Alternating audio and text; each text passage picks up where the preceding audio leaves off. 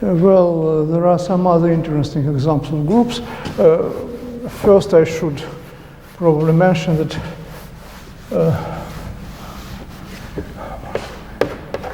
Rn is the direct sum of several copies of R, and the same is for the n-dimensional torus.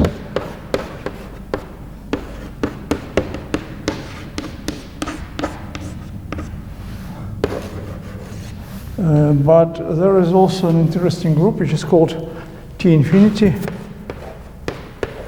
This is the infinite dimensional torus, simply the product of countably many copies of the unit circle.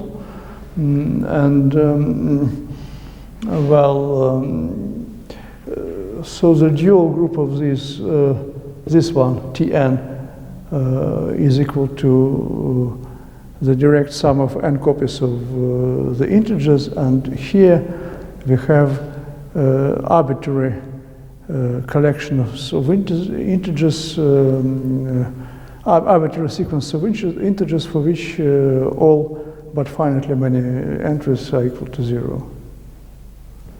Okay.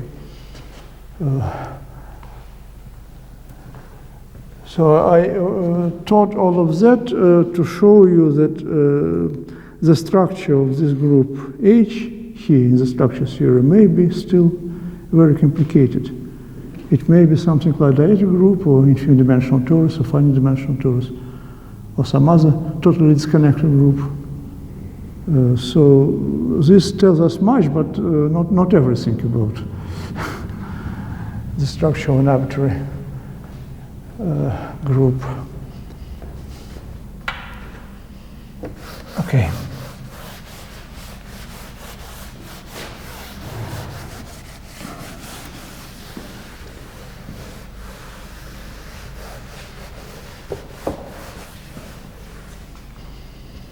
Now, to approach to the proof of the theorem, we need to understand some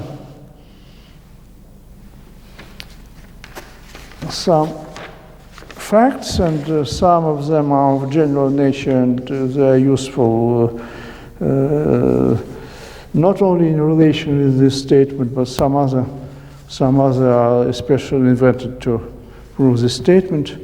Okay, so first of all, I want to remark that suppose we have a group G, locally compact abelian, of course, and a closed subgroup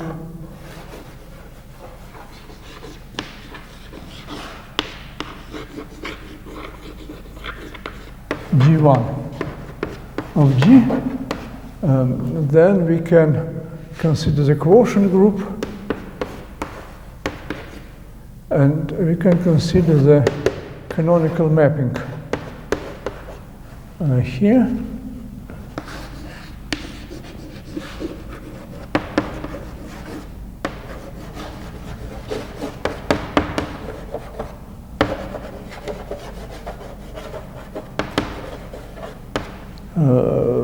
So it induces both the algebraic structure and the topology here, and I remind you that this mapping is open by definition.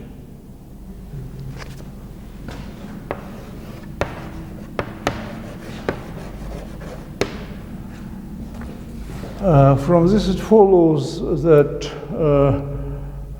a quotient of a locally compact group is itself locally compact. Yes, and moreover, since this phi is open, we have the following lemma. So let's denote this by some other letter, say H. Let K be a compact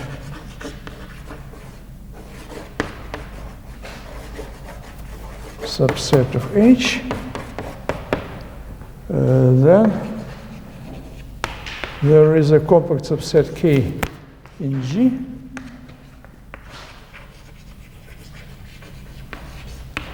such that phi of K is equal to no, not K, but how K tilde C. Phi of K tilde is equal to K. So every compact subset of the quotient has compact lifting to the initial group. And this easily follows from the local compactness of this group G. Simply what do we do?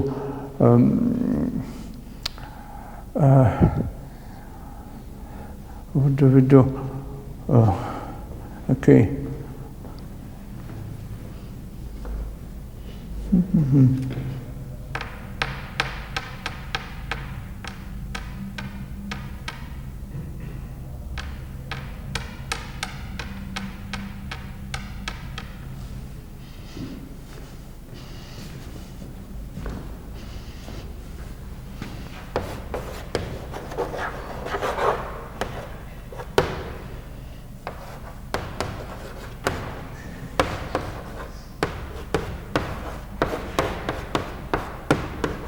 Consider the full inverse image of K and consider some neighborhood with compact closure of 0 in G. Say it will be V. So let V be a neighborhood of 0 in G, so that its closure is compact.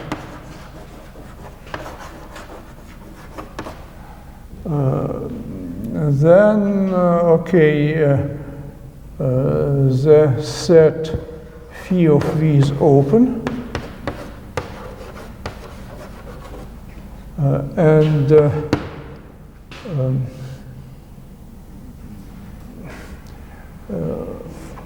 our set K is covered by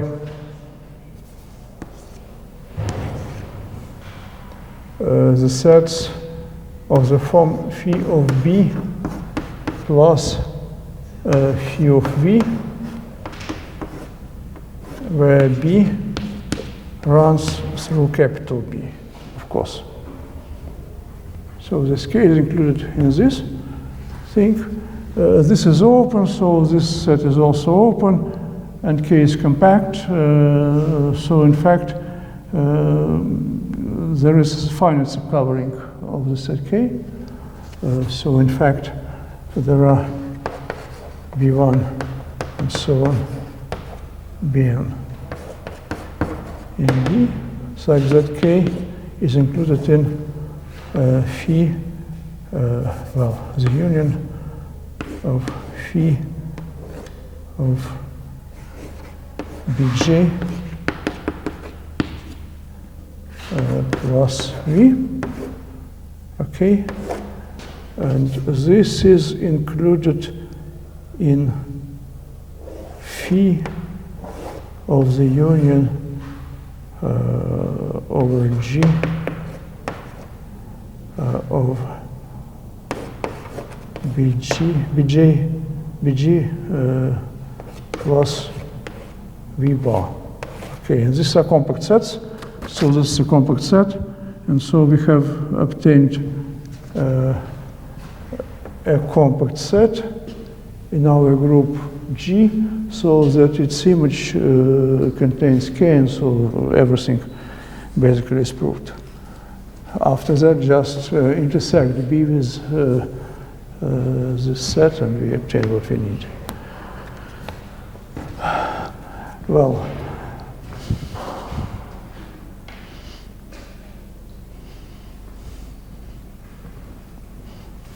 and in fact, this is valid for every locally compact spaces. If you have two locally compact spaces and open mapping of one of them onto another, then the same is true.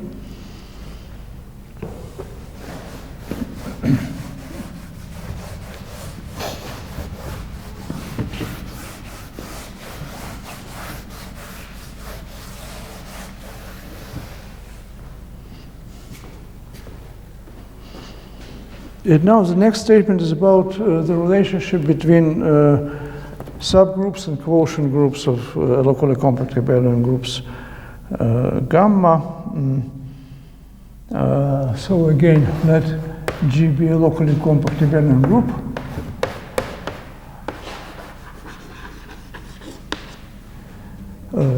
And H a closed subgroup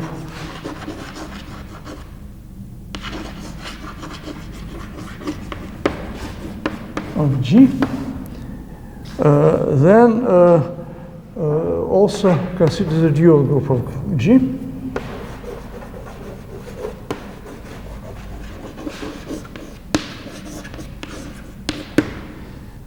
And consider the group lambda. This is a set of all characters gamma in the group gamma, so that gamma of x is equal to 1 for every x in H, for every x in H. Okay. Well, this is often called the annihilator of H. Probably sometimes it is denoted this way, with this symbol of orthogonality. Well, here we have 1 because of multiplicative nature of this correspondence characters.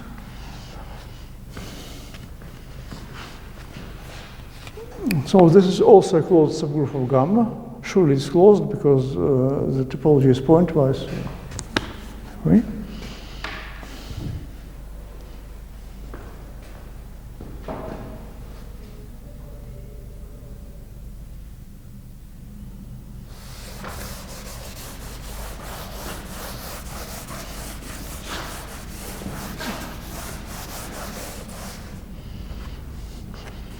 Now, what we are going to understand is the following thing.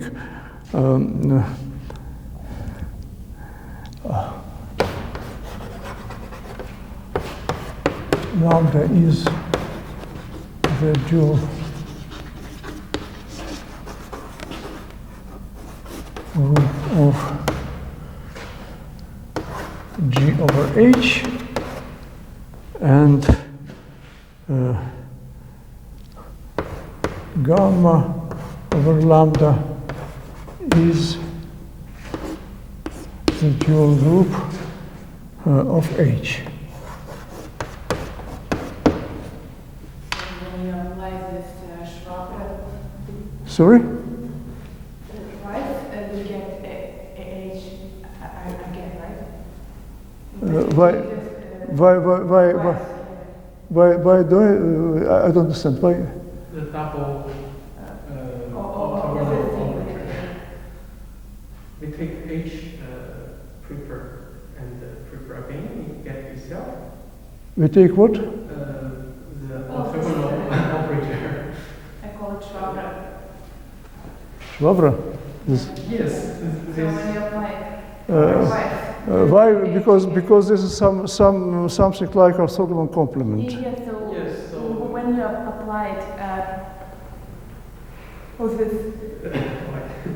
I mean that there is another notation simply. This simply merely the notation. So when you apply it, right, we get H. Like to take the orthogonal complement of It's H not a orthogonal complement, it's an annihilator. It's an annihilator. Yes, that's so, yes. I mean, if I apply this twice, I obtain H itself, yes. Yes, sure. So this is, this requires slight concentration, but this is true, and we'll see this. And of course, of course, these two statements are symmetric somehow, and if we prove one of them, then to prove the other, we need what you asked about. What you asked about.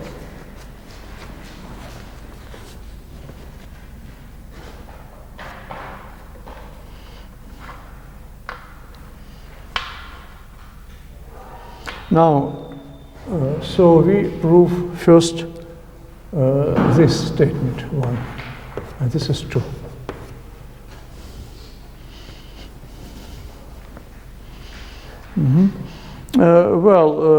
This thing is nearly obvious, except probably some topological facts. What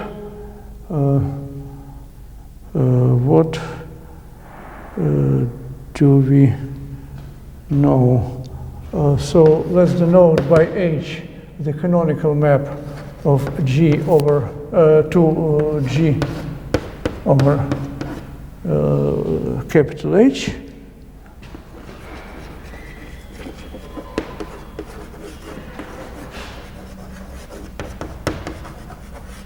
Quotient map.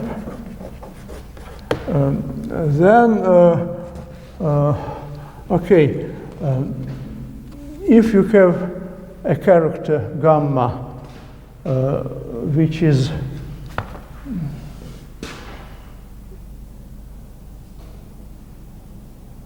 which lies in lambda, then it determines some other character on this quotient, surely, because, well, in natural way, simply it doesn't depend on the representative. Natural formula doesn't depend on the choice of a representative. And vice versa, if you have a character here, then the composition of H with this character determines some character here, and it must be in lambda, well, because H goes to 0 after this map. So there is an algebraic correspondence, and of course all algebraic properties are fulfilled.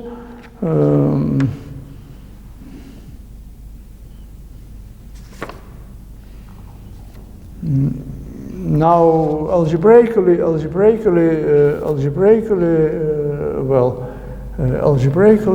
one is clear.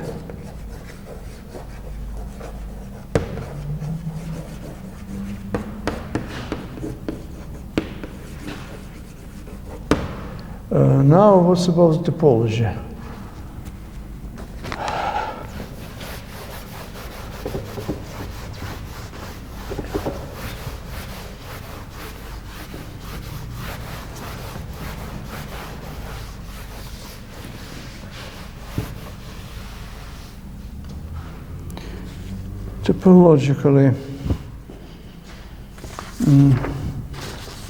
Topologically, let's again consider our standard base of neighborhoods of 0. So let C1 be a compact subset in this quotient, and then find a compact subset C in G, so that H of C is equal to C1, which is possible as we saw. Let's consider our basic neighborhoods of 0, n of C1 are in the set of all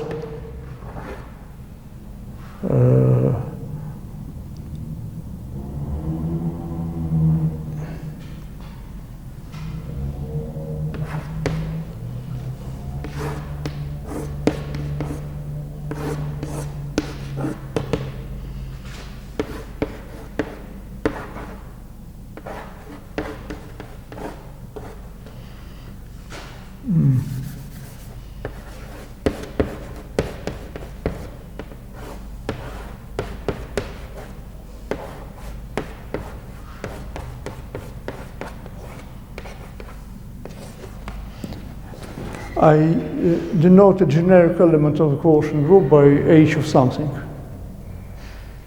Yes? And also consider a similar set, but this time in lambda. Lambda is the annihilator. Okay.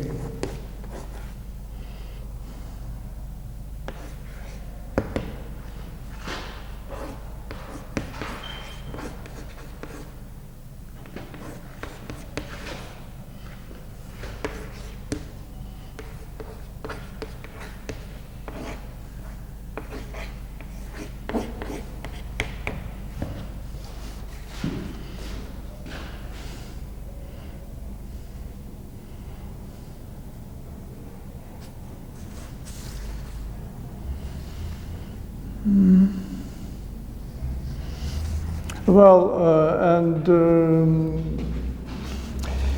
I don't know how to pronounce even some words here, because this discussion establishes an algebraic isomorphism between this group, the dual of this group and lambda. Algebraically it is the same, yes? And these two lines show that the topologies are also the same.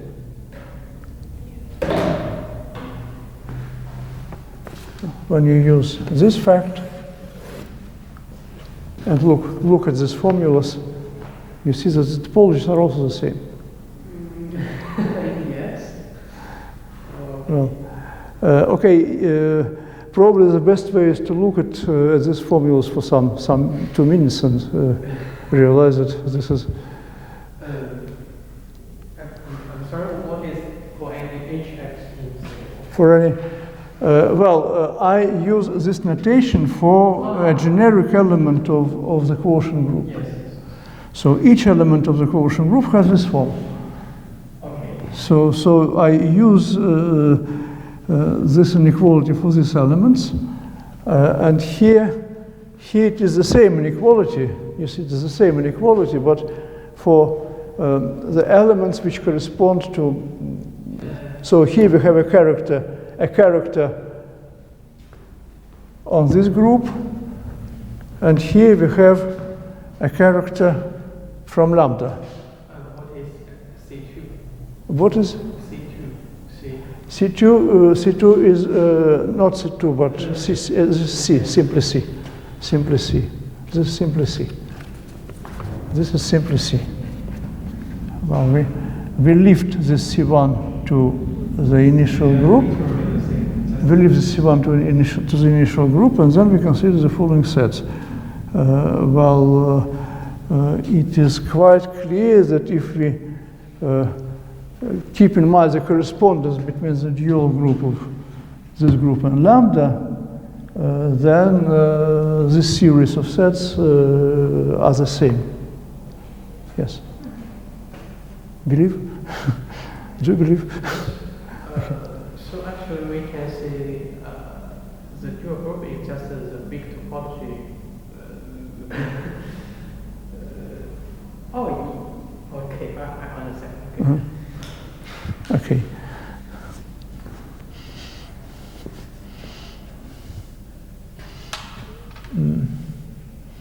Well, now to prove 2,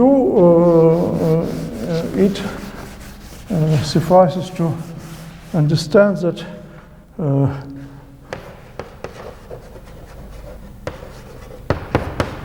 if lambda is the annihilator of H,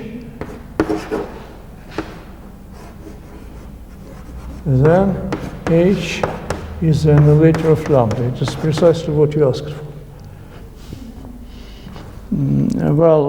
Some inclusion is clear. What is clear that if we take the annihilator of lambda, it includes H. This is by definition. Now, suppose that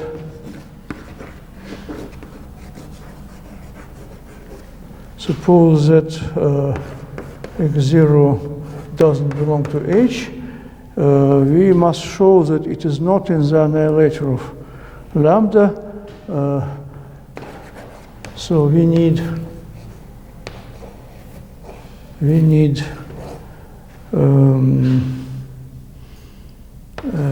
gamma and lambda, so that gamma of x0 is not equal to 1. Well, how to do this?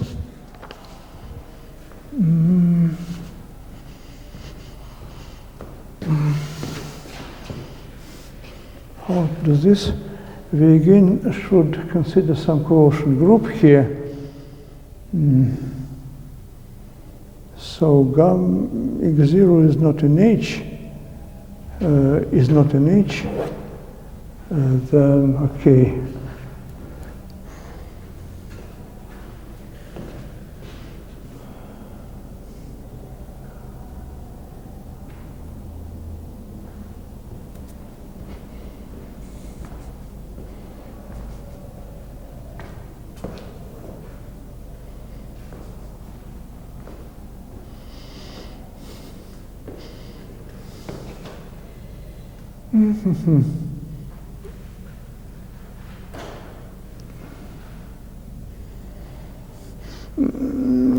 So again, consider this quotient map. Little h.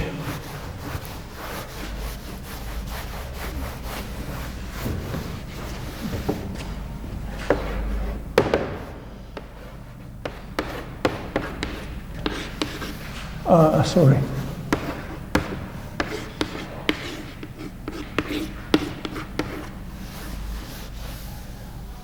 And okay, x0 is not an h, and h is closed, so h of x0 is not equal to 0. Okay, and since it is not equal to 0, and this is a locally compact abelian group, there is a character.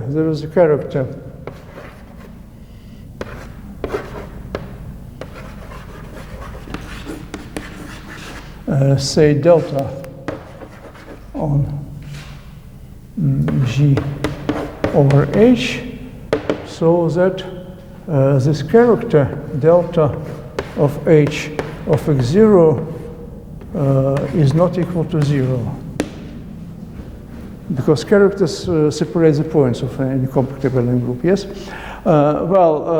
Now put gamma equal to the composition of delta and H, then this thing will be a character on G. It will not be equal to, say, to 1. Why to 0? To 1. It will not be equal to 1 on x0, and also it will be equal to 1 on H, because it is a composition of something with this quotient map. So, in fact, a very simple proof. Okay, and after that, after we realize that, then, of course, everything becomes symmetric, and we have proved the theorem.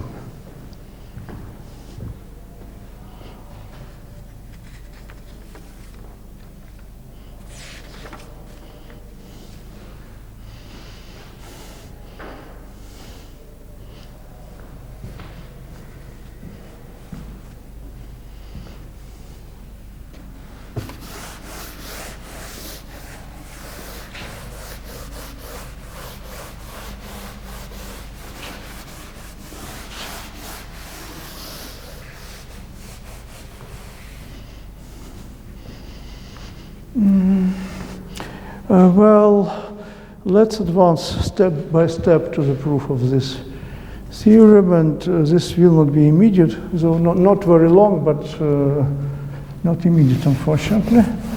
And we shall need several lemmas.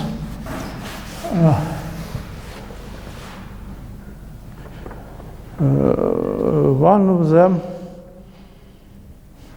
is the following. So this is somehow purely technical, I would say.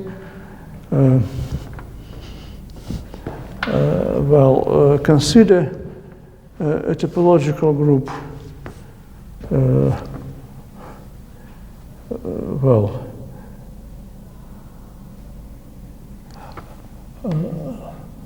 Let G be a locally compact abelian group.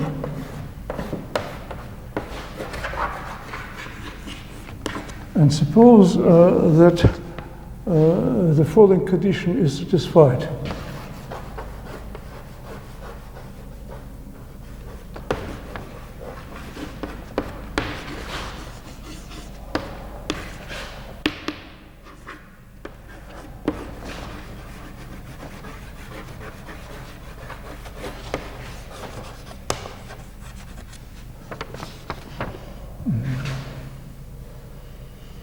Let's say, how to denote it? Say rho from the group of integers to G, so that its image is dense in G.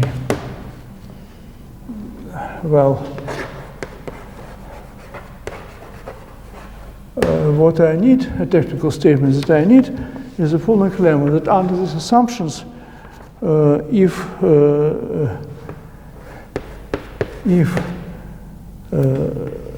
G is not compact,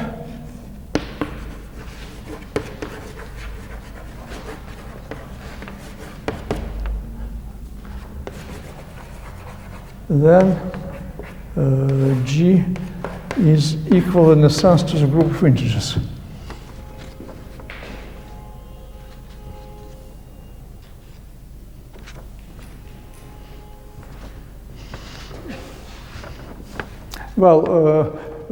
Why is this needed for this theorem? You see that we should extract something specific here in the abstract situation.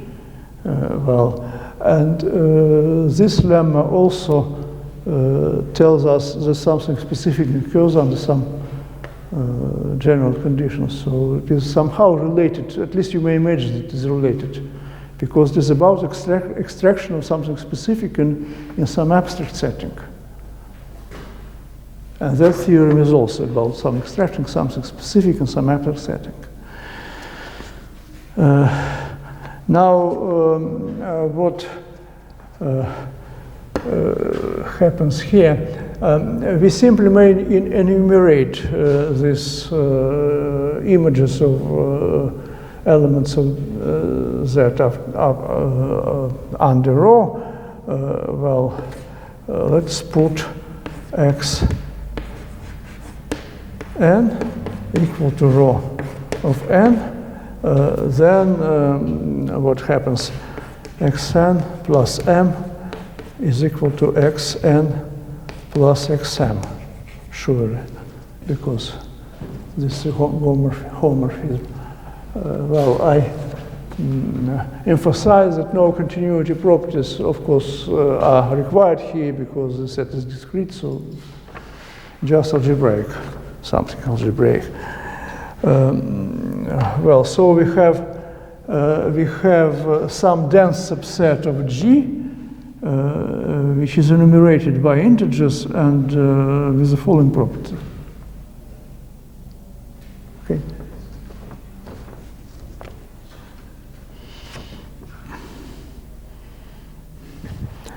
Now, first,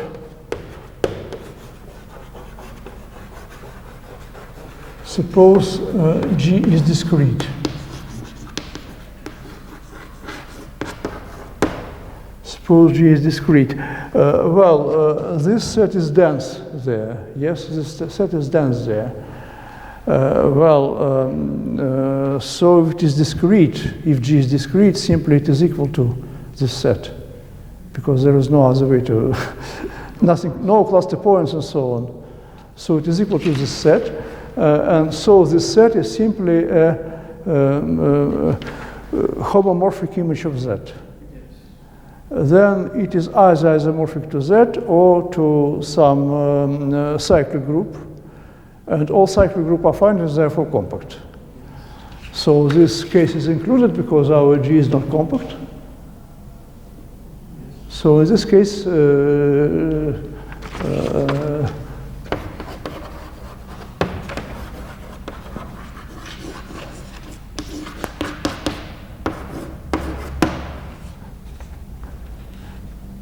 I don't discuss the sense of this equality, but I think it is clear. Well, so let G be non-discrete.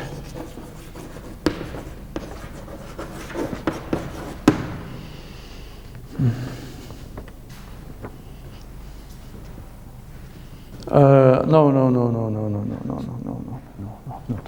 not so. Not so.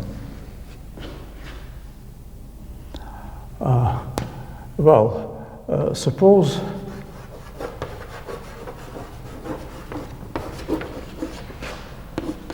that G is compact.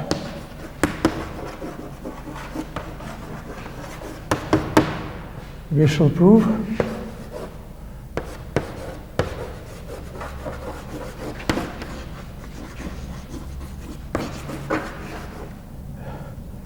that then G is not discrete.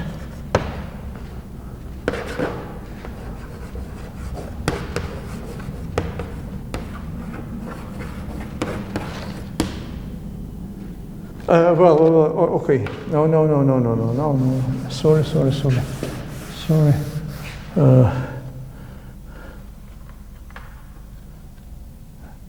No.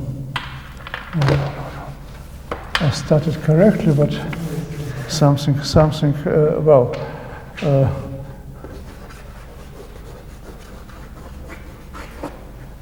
some reason, I started to formulate an opposite statement, which is not true. Suppose G is not discrete.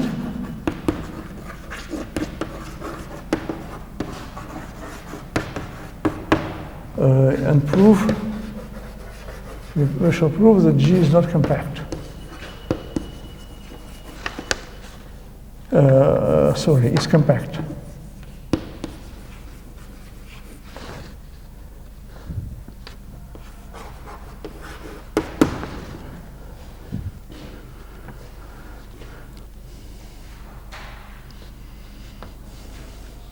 Okay. And for that, let me erase this statement because most likely I will not be able to reach it today.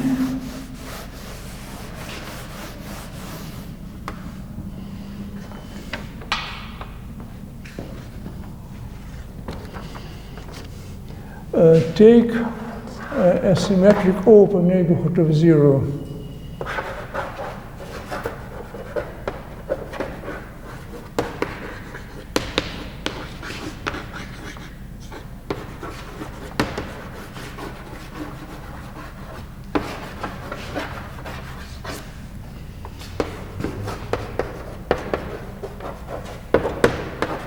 In G. Here there will be some a bit tricky argument, short but tricky. And also suppose that its closure is compact.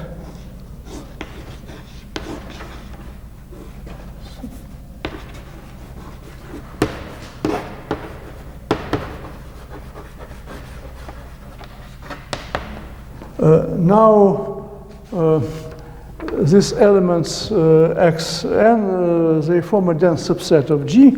This means that if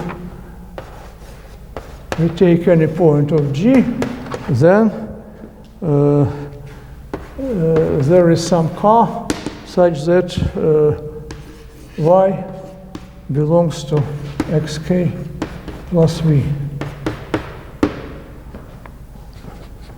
So this is the same to say as to say that xk belongs to y plus v, and this is neighborhood of y, and so any neighborhood of y contains some point of this form because they form a dense subset. So such k exists.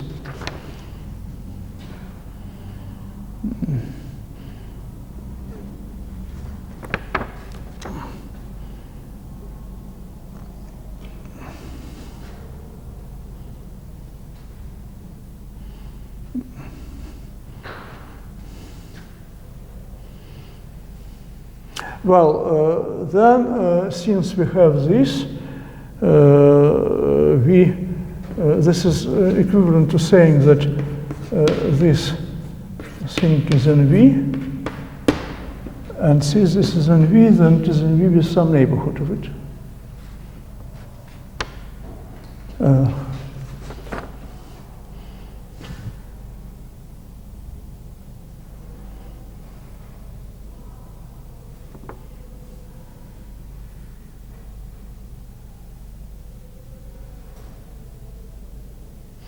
So there is a neighborhood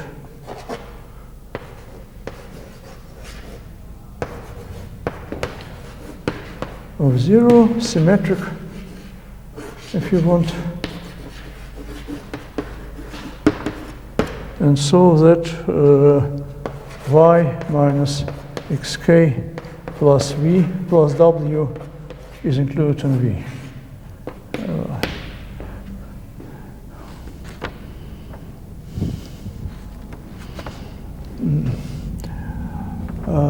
Now we have assumed that this guy is not discrete, and again, these points form a dense set, and W is open. W is open, and since it is an open neighborhood of 0, it contains infinitely many points from this sequence. Yes, because the group is not discrete. Well, let me arrange this.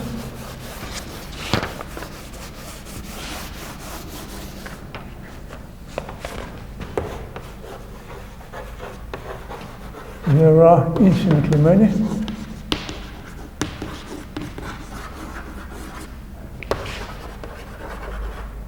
Many indices.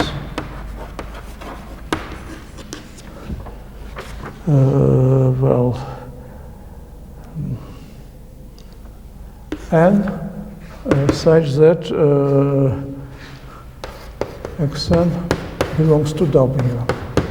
Okay. Now this neighborhood is symmetric, so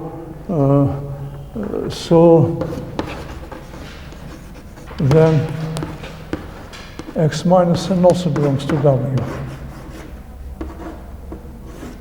So if we find some element of the sequence is W, then the element with opposite index is also in W,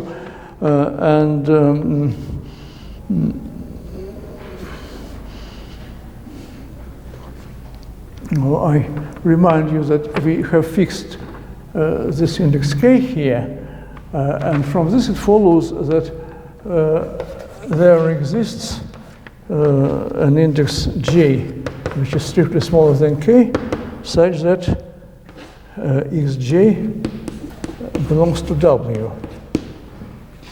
Surely, because there are infinitely many such n's, and if we have found such n with this inequality violated, we simply replace n by minus n, and then we obtain this. Okay.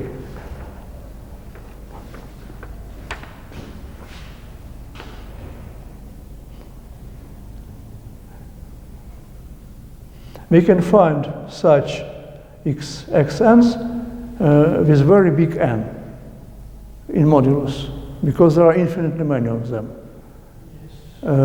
If this n turns out to be greater than k, we replace it by minus n. And then we obtain something. Yes? So anyway, it depends probably. So if k is positive, then we find some n very big in modulus, so that we have this inequality, we have this inclusion, and if this n is negative, we are done. If the n is positive, we simply replace it by minus n. If k is negative, then we argue in the same way, but somehow, well, anyway, this is true.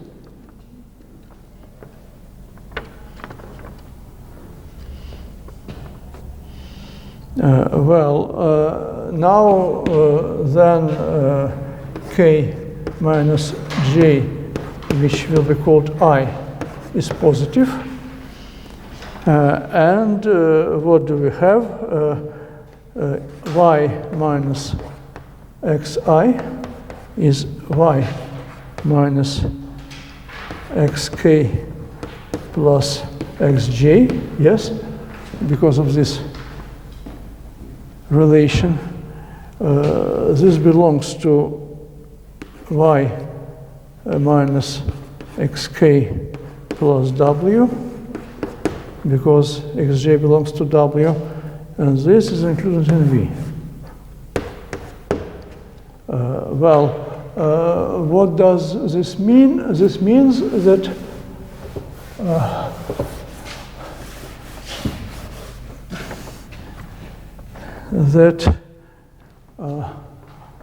G is equal to the union over all non-negative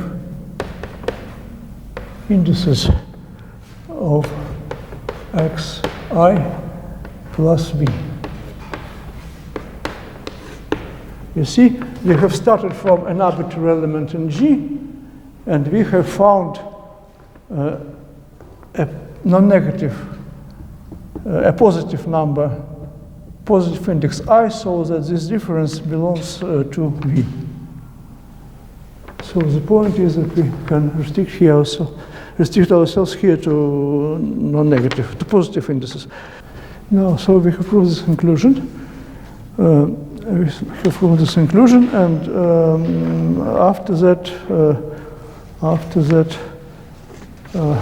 we use compactness.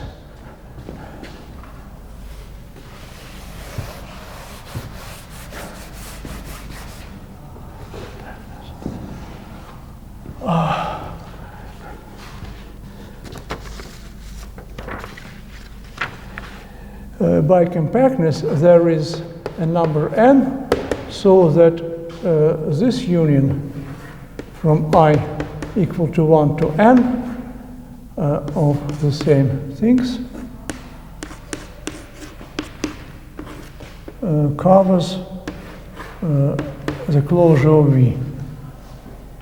I recall that the closure of V is compact, so this covers the entire G, so in particular covers the closure of V, and we can extract a finite subcovering. Now, the end of the proof. Take again Y in G, and take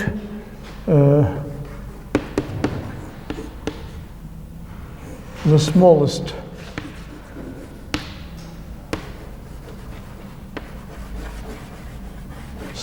index n,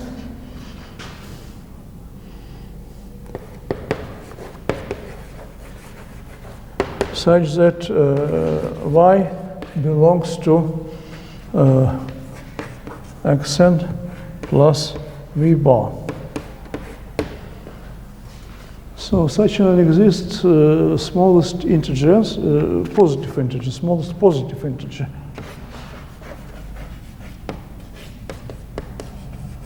Such an exists even without bar here because of this equality. Okay.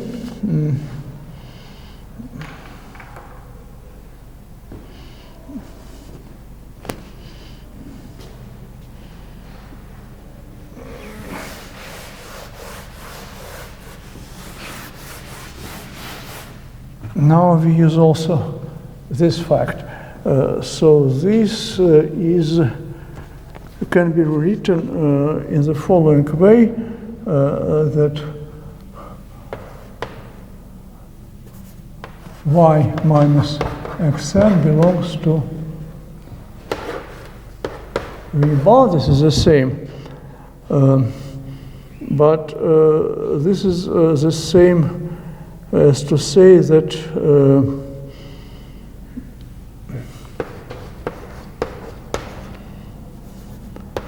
xn minus y belongs to v bar because this v is symmetric.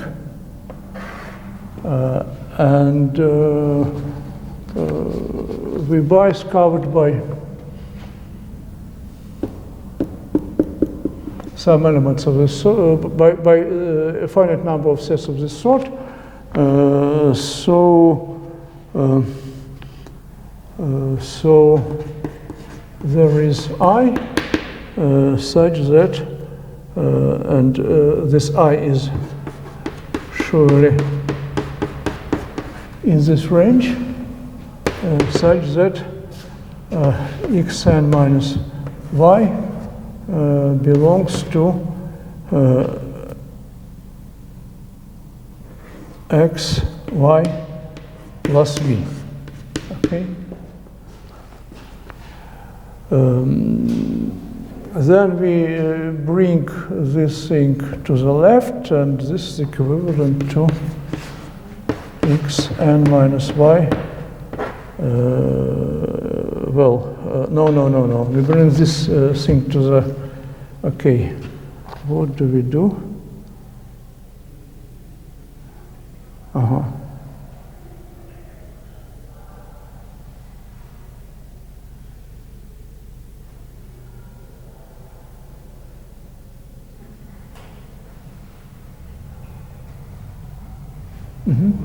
Yes, sure, yes.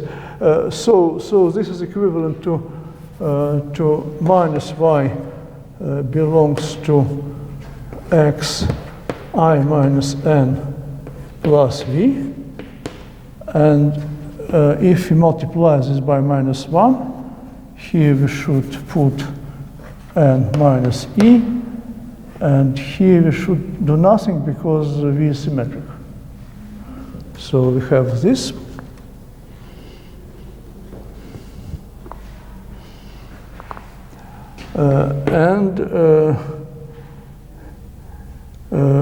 I remind you that this I is greater than 1. Then we see that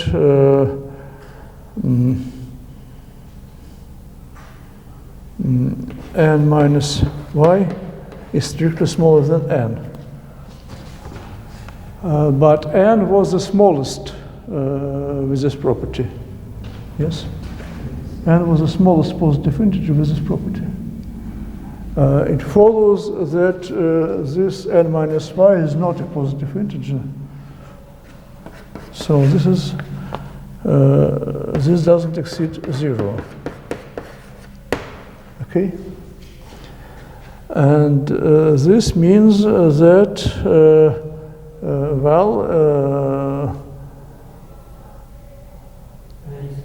yes, n is at most y. Yes, and this y is at most n. So this n, this index n, is at most capital N.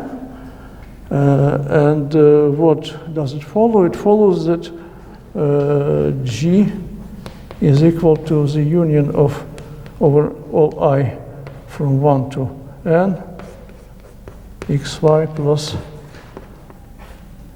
v bar. So we have started with an arbitrary y in G, and we have found some set here so that among these sets, so that y is here. Yes?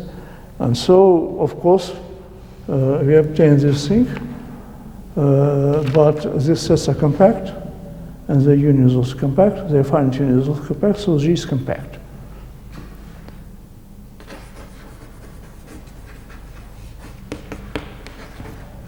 Interdiction.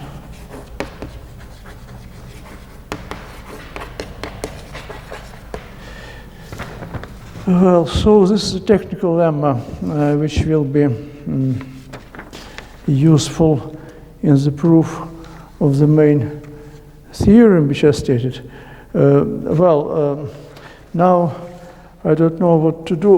Well, more precisely, I know what to do because there is another technical lemma, and I don't want to start it right now because I will stop in the middle of the lecture. I may formulate it probably, and then postpone the proof to the next time, and then make some remarks that Anya attract my attention to. I forgot this simply, but it is important.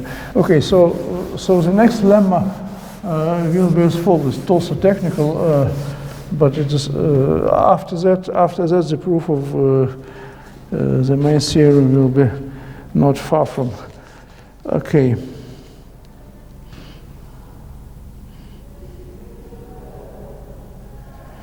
Well,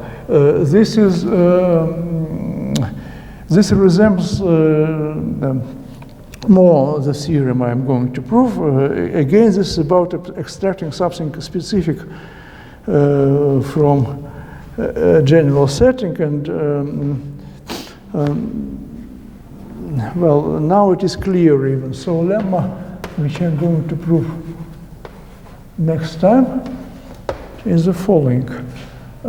Let again be a locally compact abelian group, and suppose that G, so suppose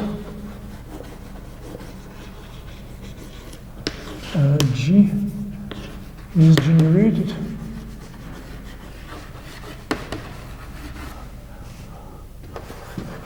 by a compact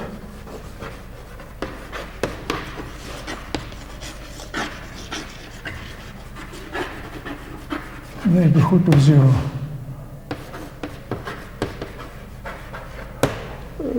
This means that simply if you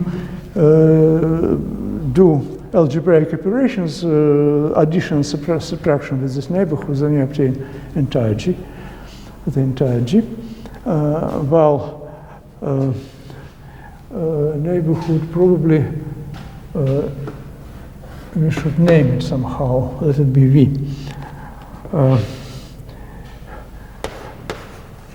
Then there is a closed subgroup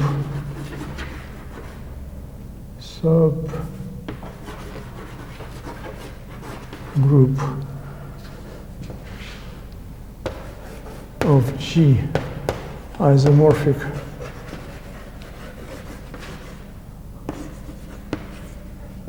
subgroup probably H of G isomorphic to Z to the power n for some n such that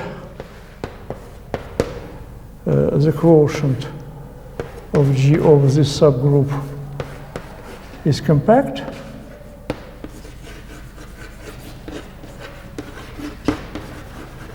and V doesn't intersect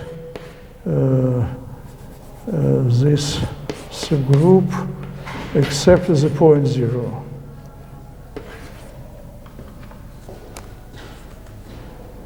So somehow it is a rather sparse subgroup isomorphic to Z to the power n, so sparse that the only point of V that belongs to H is 0, and moreover, it is isomorphic to the tangent closed. So this is a discrete subgroup, in fact, not something dense but discrete. And if you take a quotient over this subgroup, then you obtain something compact. Okay. Also it should be noted that the case of n equal to 0 is not excluded. The case of n equal to 0 is not excluded here. It may happen that n is equal to 0. Some n should exist, but maybe 0, maybe not. And probably you feel that it is somehow related to the general statement, because it was I and there, and this is Z and here, so almost the same. I want to say that the previous lemma will be crucially used in the proof. This lemma about these groups containing a dense subgroup Z will be used. Okay, so in any case, the proof should be postponed to the next time, and let me come back to this discussion of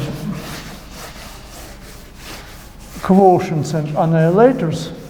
And I really forgot to make some very important remark. It is easy, but at some point it will be needed to us. So it is very useful to make it here. Again, let G be a locally compact abelian group. And let H be its closed subgroup. Closed subgroup.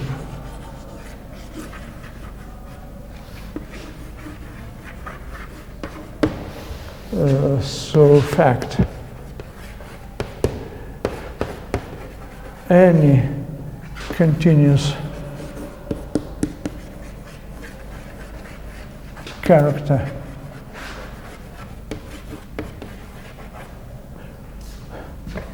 on H extends to a continuous character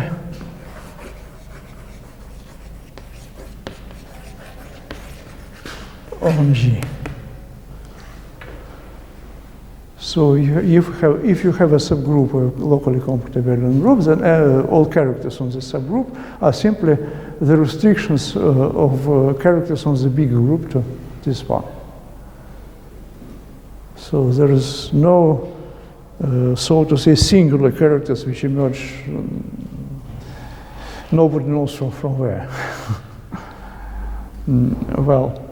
And to prove this, we simply recall that this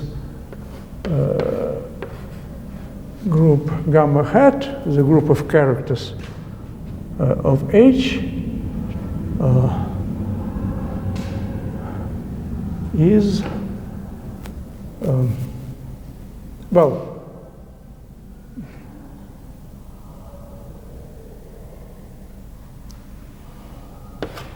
is isomorphic to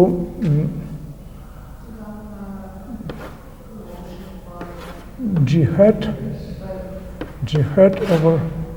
over well,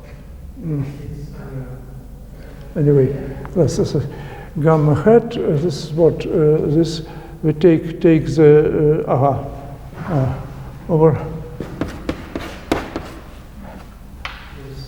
the quotient. Okay. So what does this mean? This means that every element of this group can be represented as an element of this quotient space.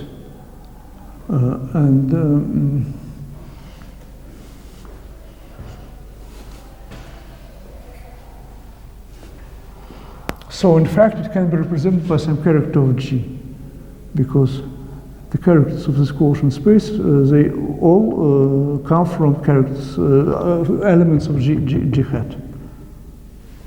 So take gamma in H hat, let phi G hat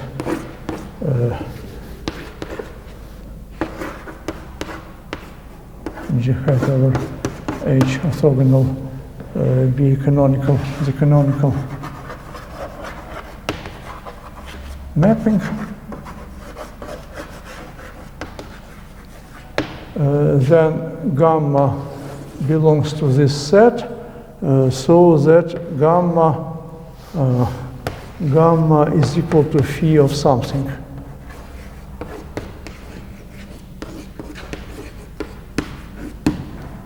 And this delta will be precisely an extension of this character.